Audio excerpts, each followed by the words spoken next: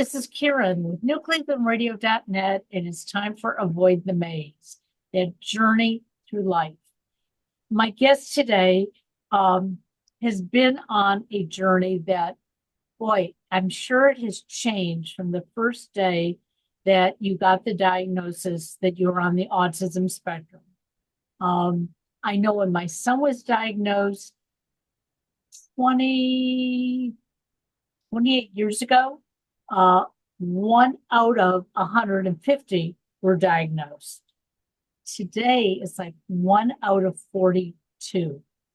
And the diagnosis doesn't mean the same for everybody. And I think you're going to find that out when you meet my guest, John, because some people can do more than others. And that's like anybody who's not even diagnosed on the spectrum. My husband was diagnosed in his 50s. He always knew that he thought a little differently than everybody else and had different likes. But you know what? Didn't affect him. He just went on and became the person that he is today. And that's what I hope our listeners are going to learn. Let's stop judging people by a diagnosis. Let's stop labeling people.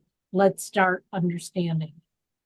And John, you do something that I think is courageous in this world, is that you go out amongst crowds of people with a sign that you have carried for many, many years, telling people that you're on the spectrum. And I say that you're courageous because we know there are a lot of very angry, negative people in the world. And you sort of are putting yourself out there to maybe meet some of those people. So tell me why you decided to do this, because I applaud you for it. Well, thank you. I started as a desperation or an act of desperation. The the the day before the Cavs parade in 2016, the Cleveland Cavaliers parade, we had LeBron James and we won the championship, and then we had a parade in April. The day before the parade, I was not. I hadn't been feeling happy or proud of myself for quite some time. And I just didn't want to live anymore. I didn't want to continue. And so the option was, well, I can continue for another 30 days or I can do something about it. And I decided to do something about it. And the day before the Cavs parade, I'd gone to Staples Center on West 117, and I bought a bunch of art supplies. And before getting there, I was asking, I had this idea in my head. I don't hear voices, but I had this thought come into my head, and it came out of nowhere, and I don't know what it was. I don't know if my brain just turned on and was like, no, you're not going to do that act. You're going to do this instead. And this thoughts just started talking to me, and I'm questioning it. Okay, what am I going to do? You're going to go to Staples on 117 and you're going to get some art supplies. Why would I do that? Just do it. Okay, so I go up to the Staples Center. I had home health aides at the time, so they took me up there. And I walked in the front door, and I didn't know where the art supplies was. I had no idea where I was going to go in this store. And so I walk in, and in my head, I'm asking this voice. Again, it's not a voice, it's my thought. It's the same thought that tells me I want to go get a pizza from the freezer, or it's the same thought that tells me while I'm bored, I'm going to go take the dogs for a walk. This thought came to me and is arguing with me in my head. And so I walk again, I walk in, I don't know where anything is. And I ask in my head, I don't speak to myself verbally. In my head, I'm asking, okay, where do I go? My head points to the right and it says, go over there. And so I go into that direction, and I look down the aisle. It says, go down this aisle. Well, first it told me to go get a cart. So then I get the cart and I go down the aisle, and I just start automatically just grabbing stuff. I'm not even thinking about what I'm grabbing. I'm putting in my cart, and this was so surreal at the time because I didn't know what I was doing. I had probably 30, 40 bucks to my name. I left the store with $2 left, and that was all the money I had to my name.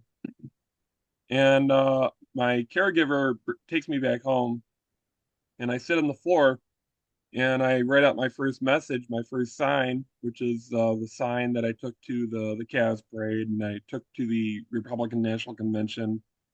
And it was a long, detailed message, but this is, it's the message that was told to me to write. Again, I don't know where this voice came from. I don't hear voices. I'm not It's crazy. okay. But it was just an act of desperation. I didn't want to hurt myself, but I didn't want to continue living because, it was the same thing every single day. I didn't have anything really to do outside of work and spend time inside. I had no friends. I didn't have anyone to talk to.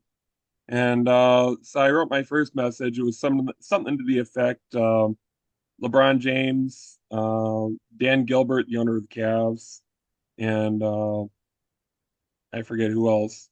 Uh, my name is John. I have autism. It's my dream to help others with autism. Please help me make my dream a reality.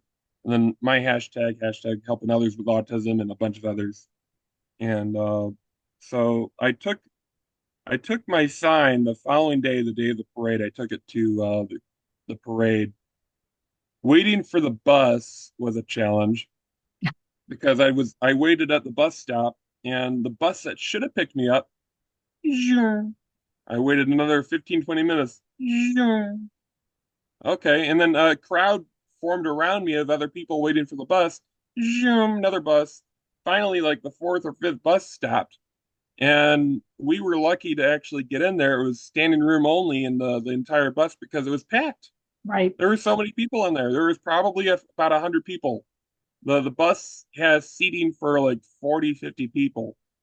And I mean, at the aisle, you couldn't move in there. I'm surprised they actually let me in with my sign.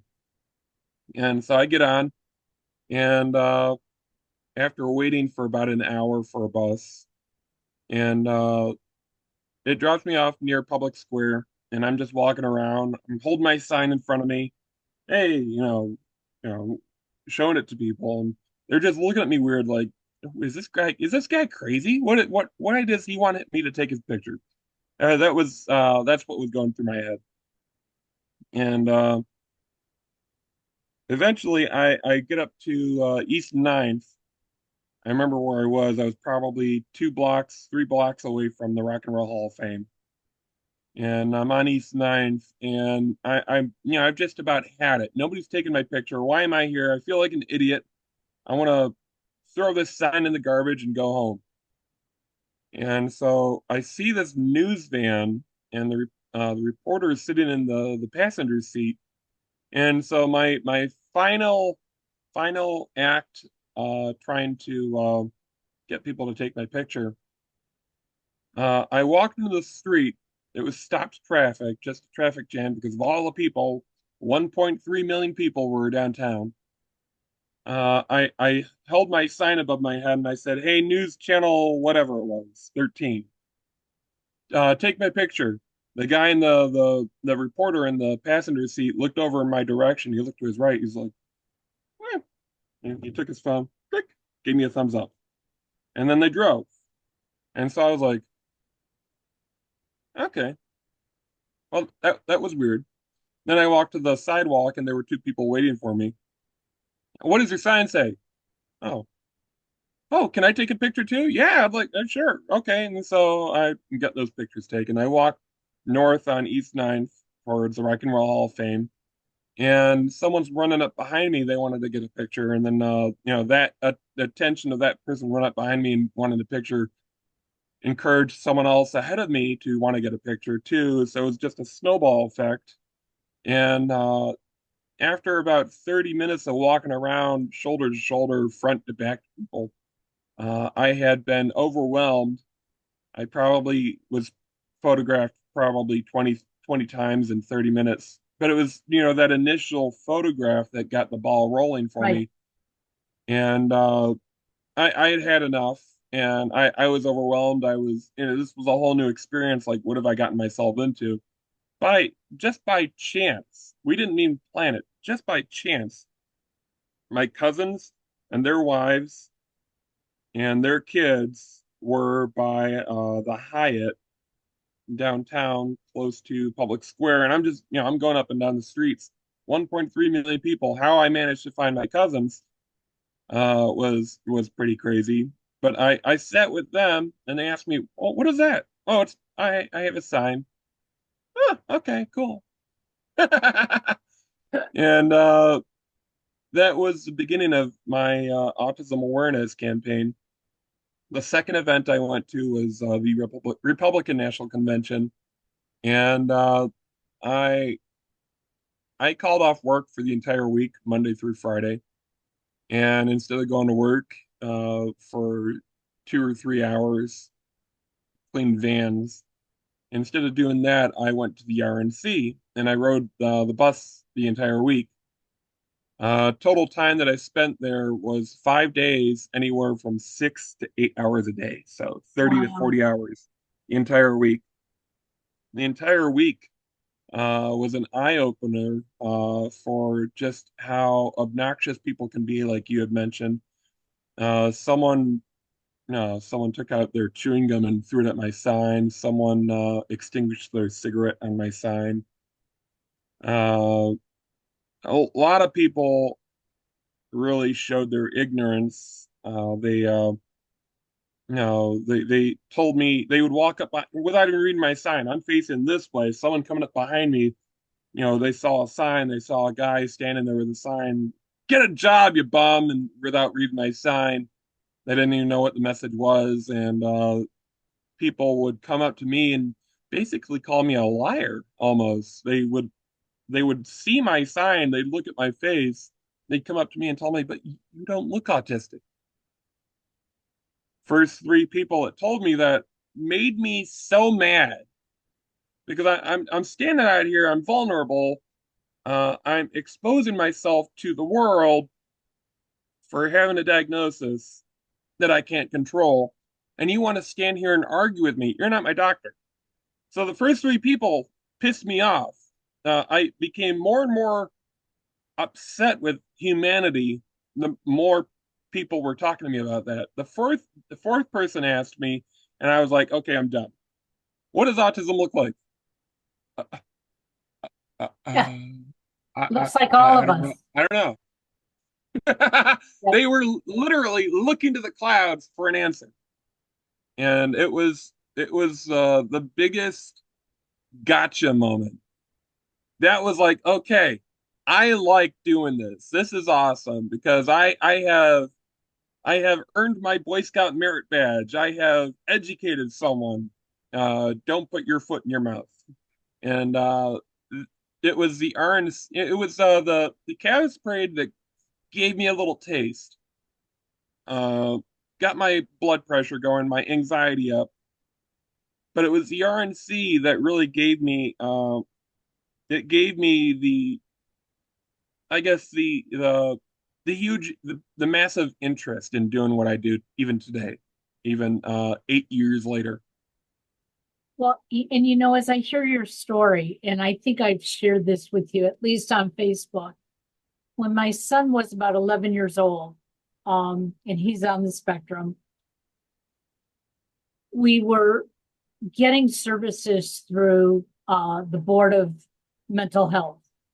And they were trying to help us, find things that he was interested in, that he could excel in. Well, he was doing all those things, except his so-called friends at school bullied him. And so he wasn't progressing in the way he should be. So the psychiatrist there decided she was going to do a battery of tests on him. And she did. And she called us in with him sitting there at 11 years old. So his father, me, and him. And the first thing she said was, Stop dreaming about baseball. You're never going to finish high school. You're never going to go to college. You see that young man out there pushing a broom? That's your life. And my What a Debbie son, Downer. and first of all, my husband ran out of the room. He's like, I'm not going to listen. My son looked at her and said, how dare you? And he started saying things about baseball that most people would have no concept of.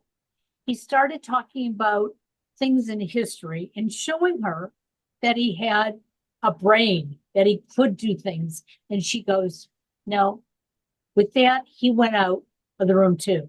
I'm sitting there. I'm in shock. How could you say that? And especially in front of this young man. But that was the day that my son decided no one's ever going to tell me what I can't do. Right. I'm going to show them what I can do. And it took him until his young adulthood to really, identify a lot of things. Did he have meltdowns in school? Yes, because he was bullied, because he was pointed at, because people would keep telling him, you can't do certain things. And when he'd come home and mom and dad would say, you can, he didn't want to listen to us. He wanted Right. the rest of the world to tell him. And that's sort of what I've seen you go through. Once you got that validation that I can do this, Right. you do it. Even if it is stressful, and even if you know that it's going to cause you some issues at some point, you still know the importance of it because giving up doesn't prove anything. Right. Absolutely. So I noticed that this past weekend, you were at a concert and you were there with your sign again. And I love that you share so much on Facebook because you are educating the ignorant people out there. So, Yeah, I want to be an educator. I don't want to be a teacher. To me, there's a difference there. I don't want right. to be a teacher. Teachers have stressful jobs. I want to be an educator. I want to go on stage and talk in front of masses of people. I don't want to make a career out of it. And at some point, we need those people to understand that it's okay to hire somebody who's on the spectrum. I know one of the jobs you had, you were doing a great job, but you just weren't fast enough at it. Yeah, the And, restaurant. and when they let you go, I was mad. Mad to the point I almost wrote them a letter and said, but you knew he was on the spectrum. Why aren't you looking at what he's good at? Let Right, him do those things. Somebody else can fill in with those other little things. Or maybe eventually you'll get the skills to do those things. And right, I didn't write the letter, but I hope that person is hearing me because reality of it is we're not all good at everything. right, You're no different.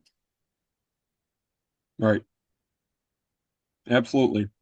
So what's it like for you? And I know that you are job hunting again. What's it like for you to get so far into an interview, people like you, and then they go in a different direction? How do you deal with that?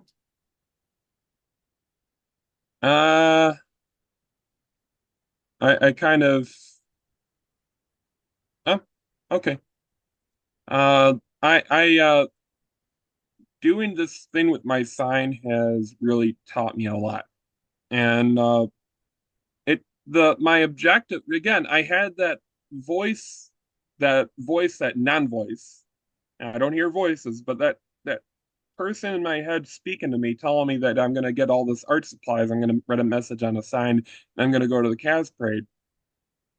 That pushed me into a situation that makes me very, very, very uncomfortable. I actually don't like holding my sign. I become the center of attention. People on the autism spectrum don't really care too much for that. Um, I I put myself in situations that I might not recognize as being risky. And I understand that I do that.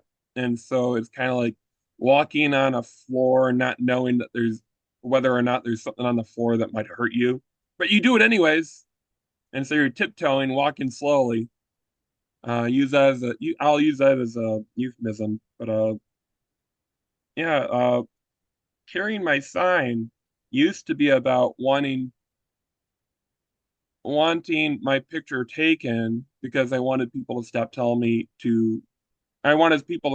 that I don't look autistic. So I figured, well, one person takes my picture, 10 people will see it, and those 10 people will share it. That automatically becomes 111 people that have seen me, right? And so it branches out from there. I have been disappointed and let down so many times. I figured, oh, I'm going to be on front page news. Now this guy has autism because someone took my picture. And I've been let down so many times that I have taught myself that it's not about the picture. Otherwise, you'll be disappointed every single day, every single minute, every single hour. Uh, it's not about the picture. Your message is that you have autism. Forget about the pictures. Just forget about the pictures, John. Just don't worry about the pictures. You're spreading a message. You want people to see what an autistic person looks like. And so I'm thinking to myself, okay, Mr. or Mrs. Voice in my head, whoever you are, it's no longer about the picture, it's about the message. It's about people seeing me and just recognizing that you can't judge a person's disability status just by looking at them. Right. And so I have again, I've been let down so many times that I'm just like, okay, it's not about the pictures anymore. It's strictly about the message. And it is like telling someone that has PTSD, COPD, cancer, Alzheimer's, dementia, you don't look like you have PTSD. What are you talking about? Yep. You have Alzheimer's? No. I mean, can you imagine someone going to a nursing home and telling all the people there, you don't look like you have dementia? I know what a What do dementia you look patient like? looks like. You don't look like that. Right. And Exactly. so that's been my motivation. I want people to stop telling me I don't look autistic. Well, and for those listening, when John says he doesn't hear voices, we all hear voices, but it's our voice. It's our Yeah, voice, something that we have learned in the past that triggers us and says, this would be a good idea. Listen to me. We also yeah. have that voice Or that will tell some of the wrong things to do too. right. Or what am I going to have for dinner? Or Yeah, I'm exactly. the light is yellow. I'm going to go through it. That's the voice that's telling me to go get the art supplies. I don't Exactly. hear voices. Right. It's the thought. It's more like I don't know. It's the same voice that tells me to go through the yellow light And those or are beat our the train. thoughts. Yeah. And those are the things that we've learned as we've been on this journey through life. Okay. Yeah, One of the things I want to ask you, and I know it's a sensitive subject, so you can just say you don't want to answer. I'm an open book. But I know that um, you have family, but you seem to be estranged from the family. You're living on your own. Yeah. You've got your dogs, which you are incredible with those animals. Um, I just love how you have gotten them to be kind to each other, where in the beginning they weren't so kind to each other. So you have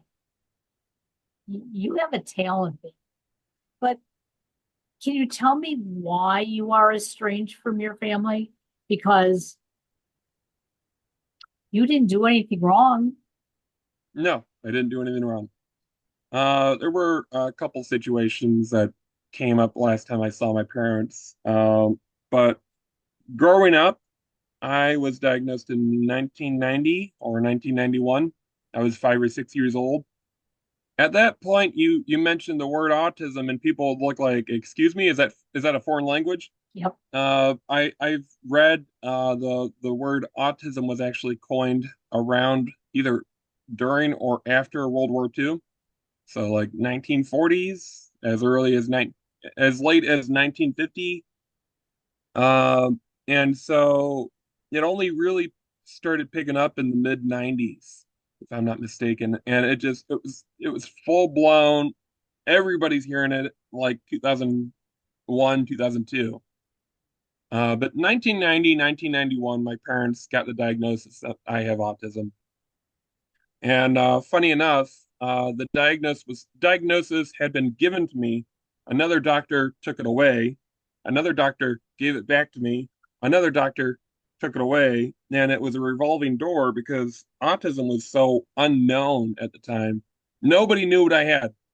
But this last doctor gave me the diagnosis and made it final. And that's the story my parents told me. I have no reason to not believe them. But my my whole childhood and into my early adulthood, my parents, I've come to the realization that my parents just were not ready for an autistic child. When I got the diagnosis, my mom spent about 30 plus years, 40 years maybe, as an occupational therapist. And 30 of those years she spent it at the Cleveland Clinic as an OT. And so my dad, he was a traveling salesman, had no medical knowledge except for working out and lifting weights. He knew the muscles and the bones, and he knew what to eat. And other than that, my dad didn't have any medical knowledge, but my mom did. So my parents are both in the doctor's office, and they're talking to the doctor, and the doctor is, yeah, your son has autism. My dad is like, huh, okay, yeah, and my mom's just like, and so the the reaction is the same reaction people tell me. You know, my my son was just diagnosed, and so I think about my mom's reaction. I was like, it's not a death sentence. Your son is the same person today as they were before they got, and Absolutely. that's a message I want to bring home to people. But my mom was just crying, crying, crying, and that like her whole world just came to an end. Her firstborn child has autism. What am I going to do? And you were talking about your son. Forget about baseball. You see the guy sweeping out there, yada yada yada. Well, my mom and dad were giving the same message. Uh, your son will never live alone. He'll need 24-hour care. You can forget about grandchildren. You can forget about having him having friends and relationships. This, that, and the other thing. Like the most horrible message a doctor could ever give a patient, the doctor gave my parents. And so basically, your son is a vegetable. Yeah, And I, I wouldn't have ever given that type of information, especially if I didn't know what the heck I was talking about. Because again, autism was so unknown at the time. And now I mean, I don't know if autism is being overdiagnosed, but it seems like every other person is getting diagnosis. So I it's don't know somewhere what's on going the on. spectrum. And Yeah, I look at autism as not being a negative. yeah, Where I find it being a negative is how people treat you because of the diagnosis. And you're right.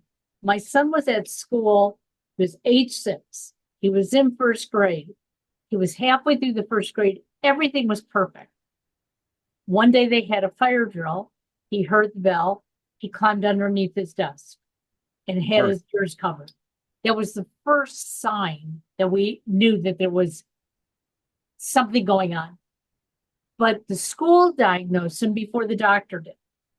right, We go to the doctor. The doctor says, yeah, maybe, but he didn't have any of the social issues at that point. None. In fact, my son had so many friends that I couldn't keep track of who was coming to our house and whose house he was going to.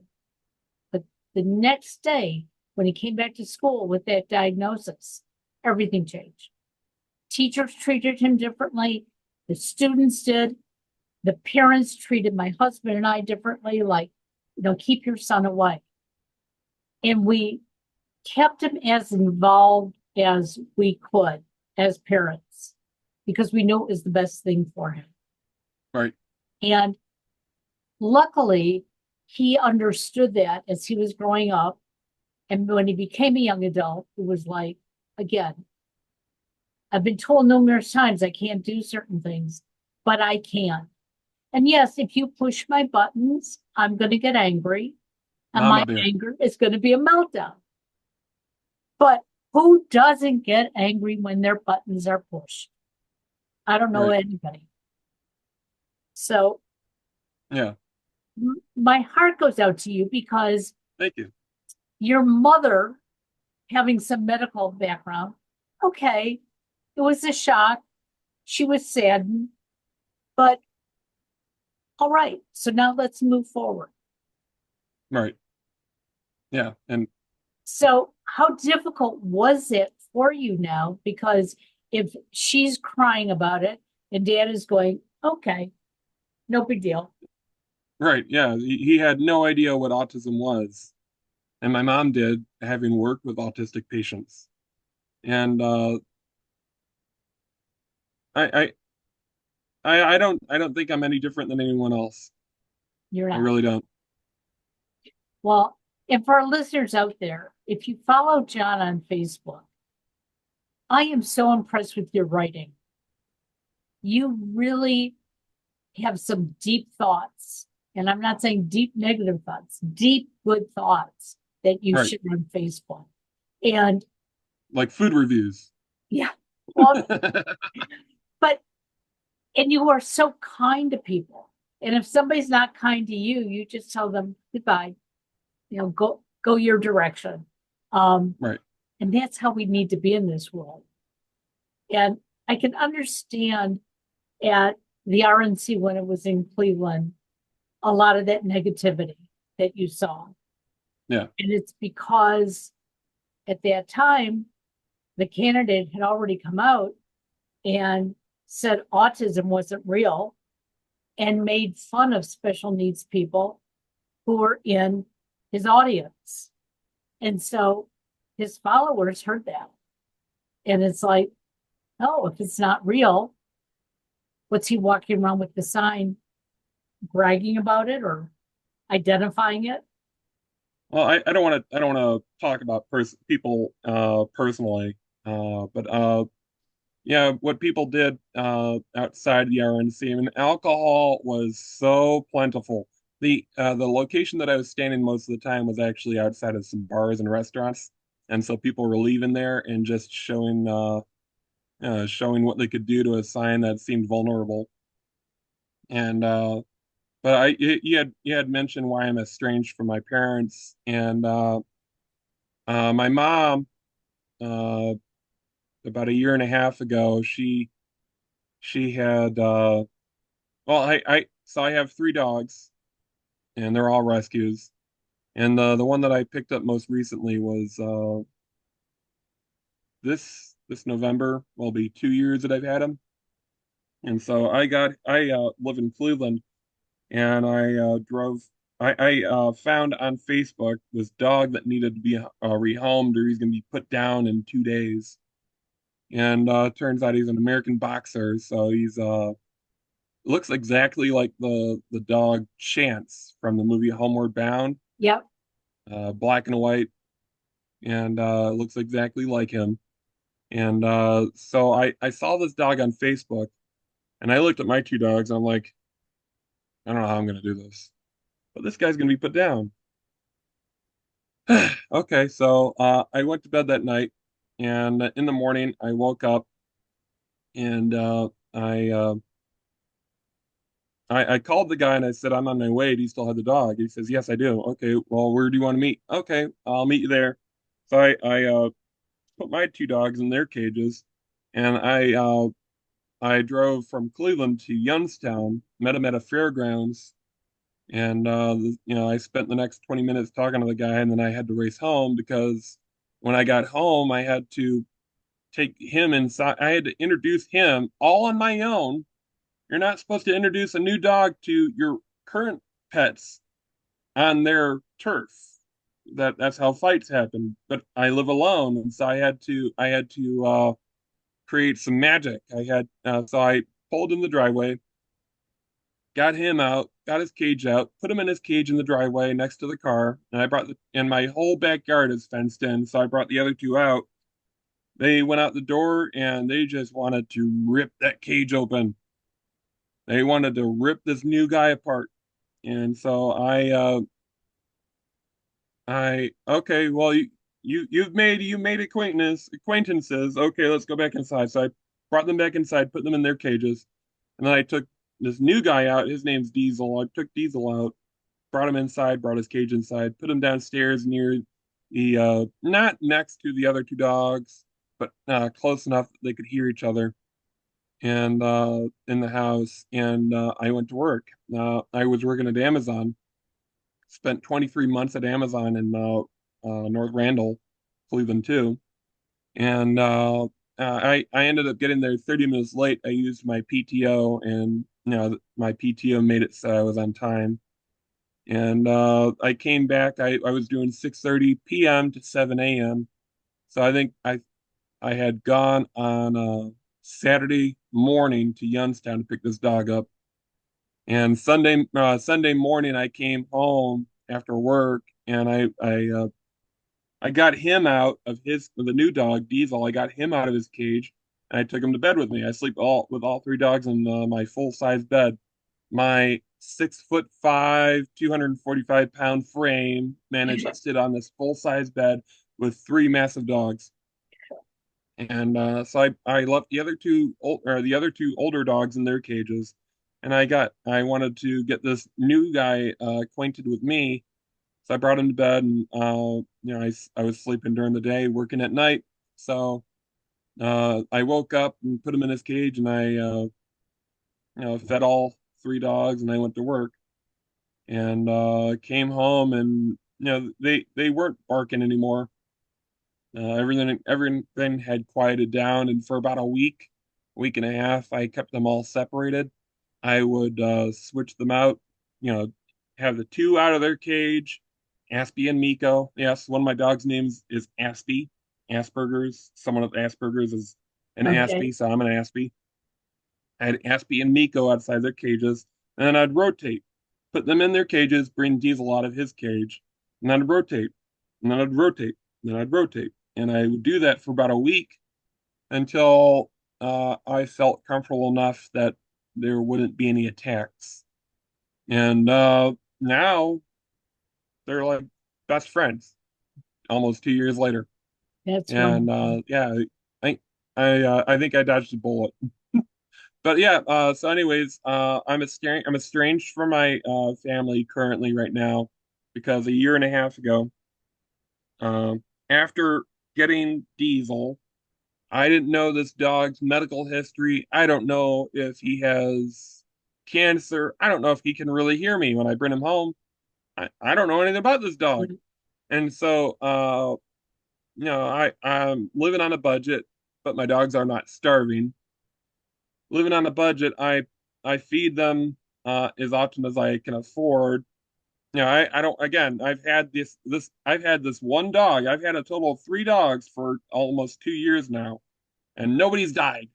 So I now just to clear the air, nope, nobody's starving. And I've had Aspie for 6 years, and I've had Miko for 5 years. So again, nobody's starving, but times are hard right now, and I always have food for the dogs. Uh, but anyways, so my I'm for whatever reason, Diesel shortly after bringing him home starts losing weight. February comes around, so I bring him home November. February comes around, and I had taken my parents' house for the first time, or maybe it was the second time. And my mom's looking at him, John, you're starving him. You're starving him. And 2 years prior to this, no, I'm sorry. I think a year prior to this, I was in a car accident. I have herniated discs in my neck and my lower back. And my mom's accusing me of starving my dog. You're starving him. You're starving him. And I'm sitting in the recliner. I just moved away from her. I go to the recliner, and she continues and is berating me because this dog looks like he's hungry.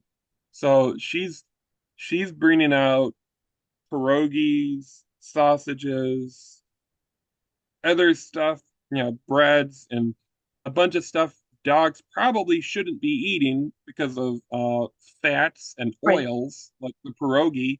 You don't want to give your dogs probably don't want to give them high starch, high grease, and high oils. But she's throwing this, and she's holding me back with a herniated disc in my neck and my back, and she's yelling at me, and I'm telling her, "Mom, stop! I'm trying to get her off of me," and she wouldn't let up. So yeah, I because of that, I told her, "Fine, you're never going to see any of the dogs ever again, and I'll let you know when I want to see you again. You don't put your hands on me. You don't accuse me of stuff that I haven't done." And then, so that was in February. Then May comes around, 6 months after I've gotten this dog, and he starts having a medical issue. I didn't know what was going on. Uh, I suspect that again, I don't know. I call this dog Diesel the village idiot because no matter how many times he gets barked at and corrected by Nico and the other dog, Aspie, no matter how many times he gets corrected, don't sniff my butt, don't try to hump me, don't come near my food. He'll turn around and do it again. So Diesel is the village idiot, and so for whatever reason he was eating bird seed. And I had a bird feeder in the backyard, and he was eating bird seed. And whatever happened. He either ate too much bird seed, or he ate bird seed contaminated with mold, bacteria, or bird feces, and he started bleeding from his rear end. And I don't know, for whatever reason, he almost died in the vet's office.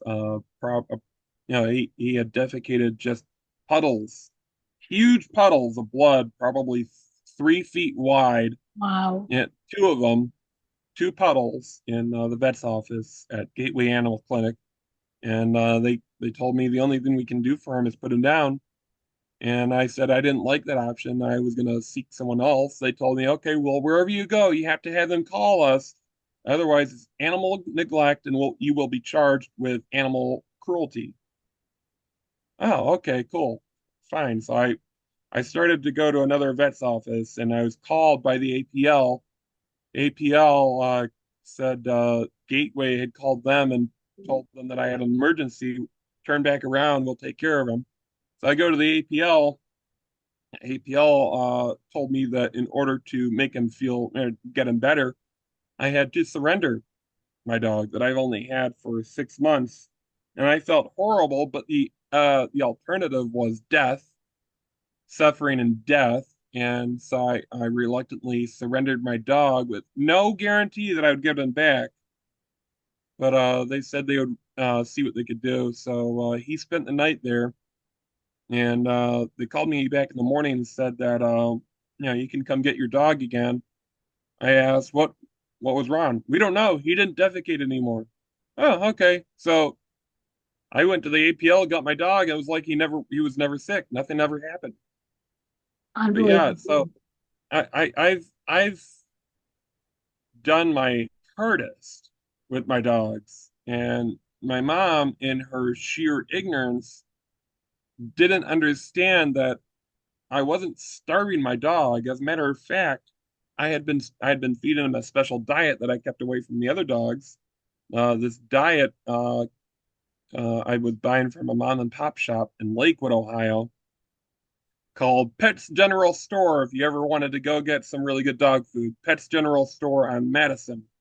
Those people know what they're talking about. They're really really good and kind people. So Pets General Store in Madison.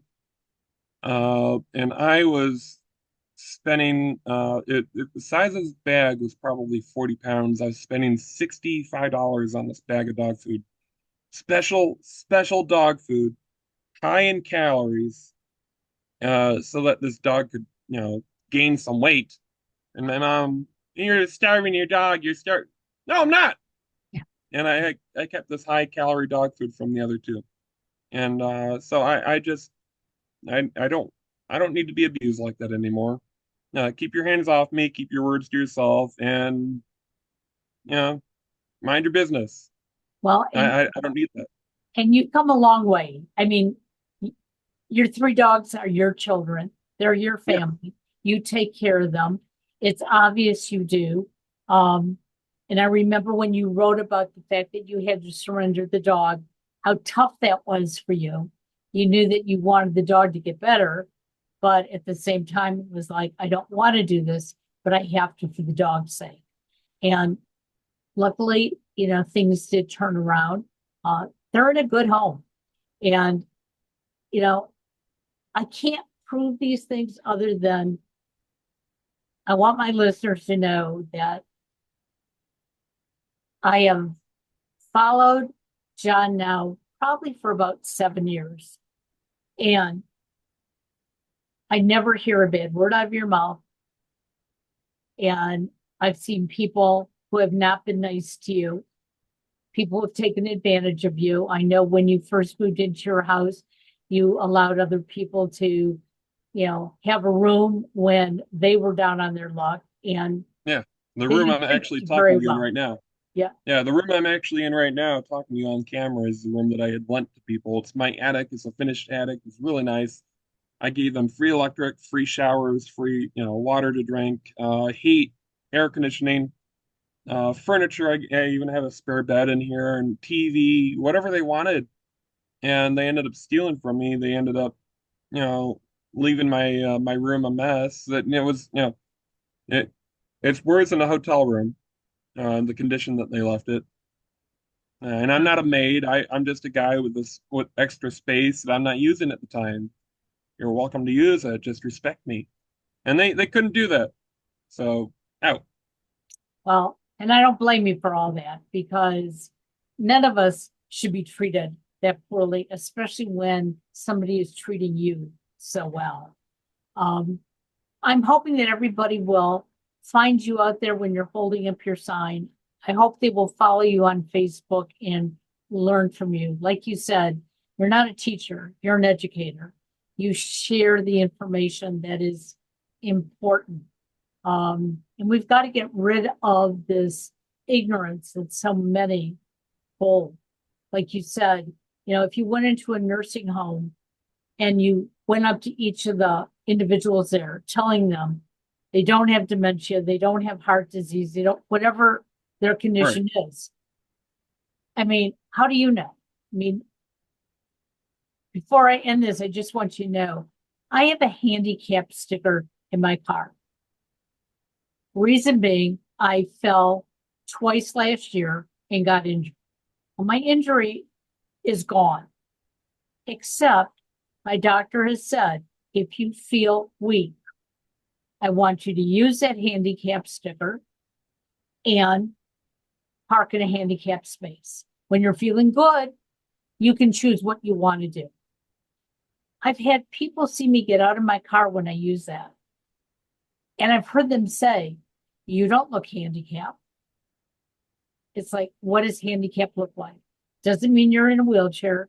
Doesn't necessarily mean you walk with a cane or a walker or anything. We all have different things and different reasons for the things we do.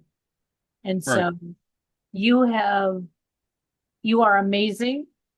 I hope people will start giving you more kudos for who you are. And I hope somebody will hire you for the brilliance that you have. And Well, so if thank you. anybody's looking for a good employee, um, find John on Facebook. And 20 plus an hour, please. and I know you've had some interesting jobs over the years, so I know you can do a little bit of everything. And I hope that we can change the world, one step at a time. Thank you for being my guest. You are absolutely wonderful. Thank you. Thank you, Karen. Talk to you soon. Take care now. You too. Bye bye.